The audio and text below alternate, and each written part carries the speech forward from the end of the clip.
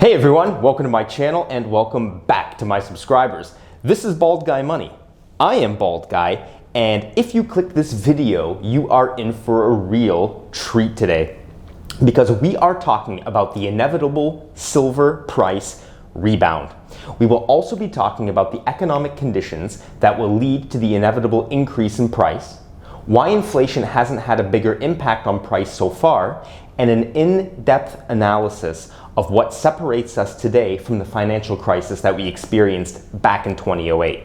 So watch this video to the very end because it's going to be non-stop information for anyone who is seeking a clear explanation of what is currently happening on the market.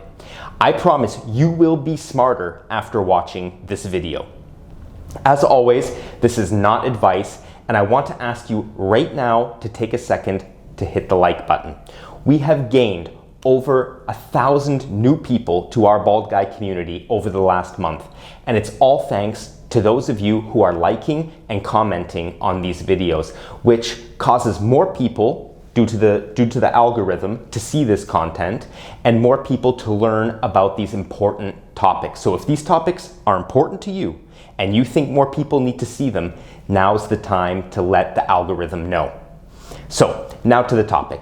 In my last video, I showed you all this. And what I said in that video, which if you haven't seen it yet, you absolutely need to go back and watch it.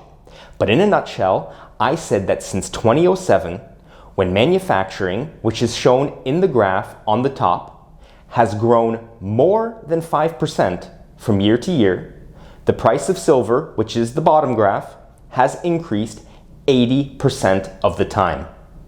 And I also said that when we were under that 5% manufacturing growth benchmark, that price either stayed stable or declined 80% of the time.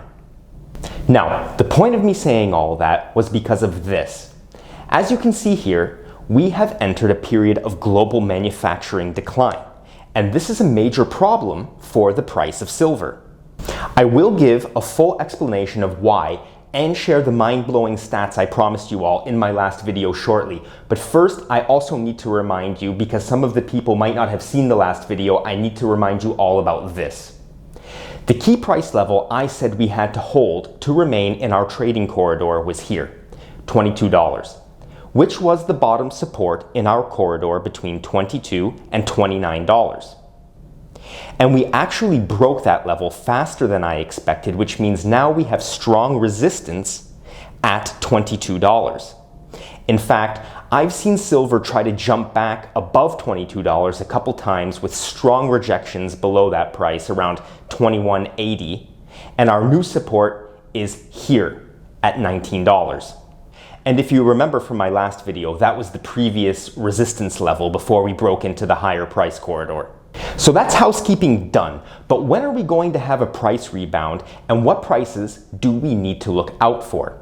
To answer this, we have to understand exactly what type of recession we're in, because a lot of people I speak to are benchmarking our current situation to the crash we had in 2008.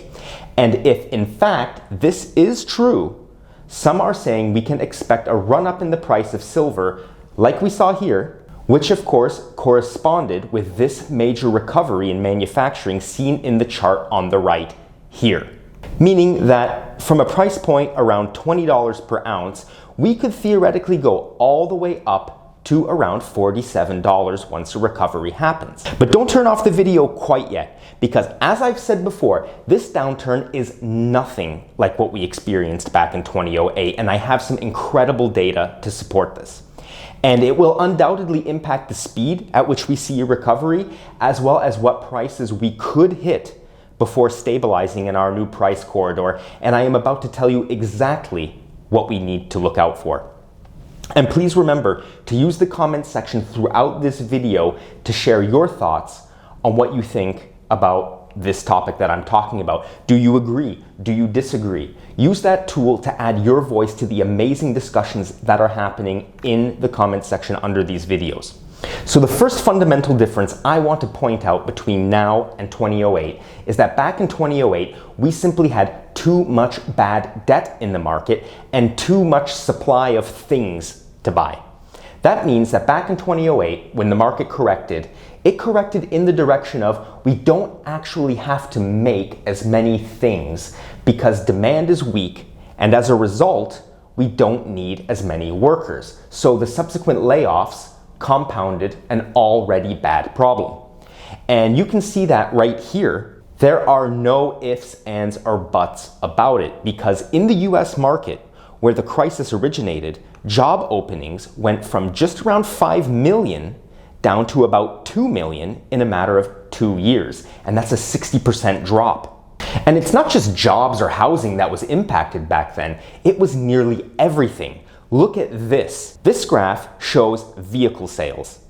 And following 9 record-breaking years of vehicle sales, where sales were above 16 million units each year, sales fell in 2009 to a level not seen since 1982, despite the fact that the population of the USA had grown by 43% over that period of time, from 233 million to roughly 333 million people. And this happened despite normal circumstances surrounding production. That's why I say it was a correction in 2008 and 2009 to make up for excesses of the previous years leading up to that crisis. But a glut of cars and houses purchased on bad credit, paid for by people's retirement funds, which invested in bad debt, and crashed the market once it turned out people couldn't pay the money back, is far from the problem we are facing right now today. Because the problem is that too many people right now have money, and there's nothing for us to buy. And that's what happens when you give everybody free money to stay at home. Everybody has money, but nothing was produced for people to exchange for that money. And this is where the devil is in the details, because looking at the job openings data again, we can see that where in 2008 the market shed 60% of openings, we today have never had this many openings for jobs ever. Work is available. Now, I understand the quality of those jobs may be questionable, but there is no doubt that people who need a job should be able to find one without much of a problem, which wasn't true in 2009. And remember the car data that I showed you? Let's take another look at that. Despite a massive amount of money on the market and a large number of job openings, sales are down, way down. And for any of you who used your stimmy to put a down payment on a new Ford Bronco, then you know the reason isn't because the market doesn't need them or can't afford them. It's because we can't actually finish them or deliver them because, as is covered in this article from Road and Track, they're just sitting in parking lots in Michigan, unfinished, because there aren't enough semiconductors, chips which control vital operations in the car's computer, to go around. And the reason I like this car example so much to illustrate the difference between the 2008 recession and what it is we're experiencing today is because of this. When you examine the period when the financial crisis really kicked off at the beginning of 2009, inventories of cars were at highs because nobody was buying. And production was relatively normal, as I said before, whereas right now, we have never had such low inventories because, again, production and delivery of cars is so disrupted. And anybody who's tried to buy a used car recently will certainly be able to tell you that used cars, the price of used cars, has been impacted directly because of this. And this, in my opinion, proves my point. We've had 2 years of slowdown, a global pajama party where everyone got to stay at home, little got made, inventories were depleted with money people got for free, and now we're starting to pay the real price for those bad policies. It's why companies like major online retailer Alibaba, here, take a look at the stock price over the last year, companies like this have lost more than half of their value. And if your main purpose is to facilitate the sales of goods produced in China online, and Chinese factories look like this, with a limited workforce having to sleep on the factory floor to avoid C-19, it's no wonder their results are suffering. There's not enough to sell. And this has created the perfect economic storm, not only for inflation, but also a weak silver price. Because in our latest series of videos, we've established how important industrial demand is for the price of silver. Here's that table once again with the corrected percentages this time. We are now in a situation, as I said before, where half of silver demand is industrial. And 65% of industrial demand is for electrical and electronics needs. Much of which, again, is produced here in China, where production is a mere fraction of what it used to be pre-C19. And the problem is big. In fact, it is huge. Here's an article from CNBC from May 4th saying that companies are really feeling the pinch, not only on production from China, but also consumer demand due to the fact that, well, because Chinese people are out of work right now due to the lockdowns, they're not really getting the full compensation that they could expect. Therefore, consumer demand for goods has subsequently also gone down. And this is where the story gets spicy for silver people.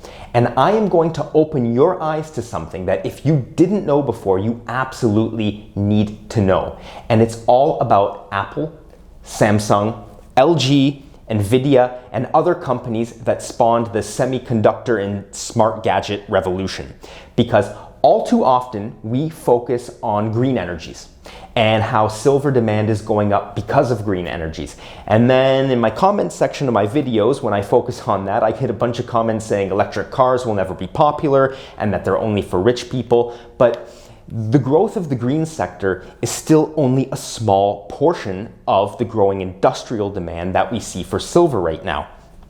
And to be honest, we give too little attention to how the smartphone and smart gadget revolution and the semiconductors we use in those gadgets and other things have impacted the price of silver from the day we got hooked to those products. Because maybe you know it, maybe you don't know it, but smartphones and basically all other smart gadgets, including anything that needs a semiconductor, uses silver. And it's a lot more than you may think. Zooming in on phones for a second, in this article from the BBC, they told their readers just how much silver a smartphone uses. And in a typical iPhone, that amount is 0.34 grams of silver. Now, that might not seem like a whole lot, but consider this. In 2018, the world purchased 1,556,000,000 smartphones. That was in 1 year.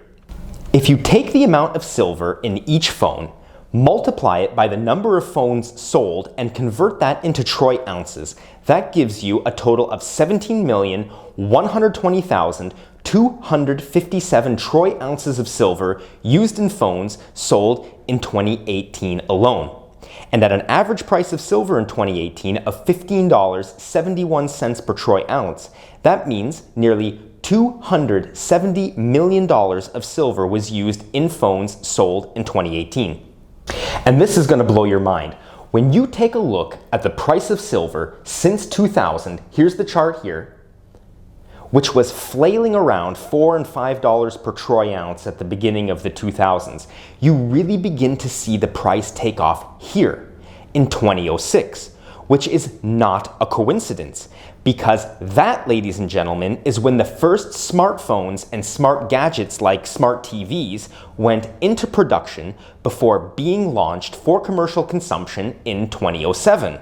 And it was those gadgets that revolutionized the computers in our cars, smartwatches, and many other things that use semiconductors, all of which, again, need silver for the efficient transmission of power within the device. And how all this ties in to what you need to know about the big silver price recovery that is bound to happen is this. C19 restrictions created and continue to create a situation where production is not meeting the needs of the market. We have established that already with cars, but it's not only cars, it's smartphones, which have seen a considerable sales drop and long delivery lead times since C19 started. It's PlayStations, which anyone with kids know that this particular model has been very difficult to get since its launch in November 2020. And the key thing I am looking out for right now is when will China fully open up their manufacturing sector? Because until that happens, I promise you, the price of silver is going to languish, meaning that it's going to suffer. But it's not all doom and gloom, because this has created a situation where, let's bring up the silver supply and demand table one more time. It's created a situation where demand is building. And when I say demand, I'm talking specifically about demand for consumer goods that use silver inside of them. And we are already running a silver deficit according to these numbers from the Silver Institute, and you can see that here and here.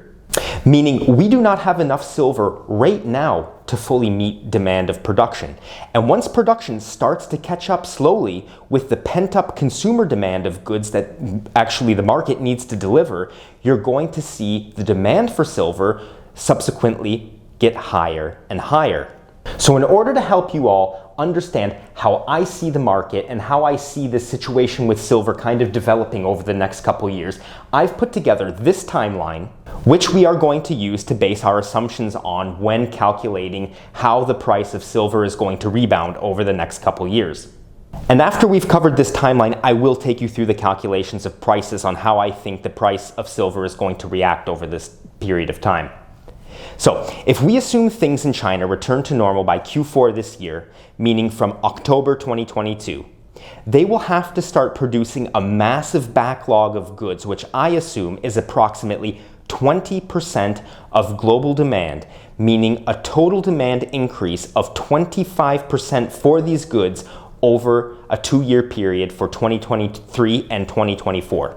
This will undoubtedly start to exert pressure on the price of silver by roughly Q2 2023, creating more competition for physical metal, thus driving the price up, triggering a reaction from mining companies which won't likely materialize sooner than the end of 2023, with peak price likely to be achieved by Q1 2024, and the miners' reaction being felt by the market by Q3 2024 as we settle into a new price corridor coming off of the peak price. I'll call that a local top. But before we get into the price calculations, I want to give a disclaimer and say these are just estimations based heavily upon the timeline that I've just presented to you.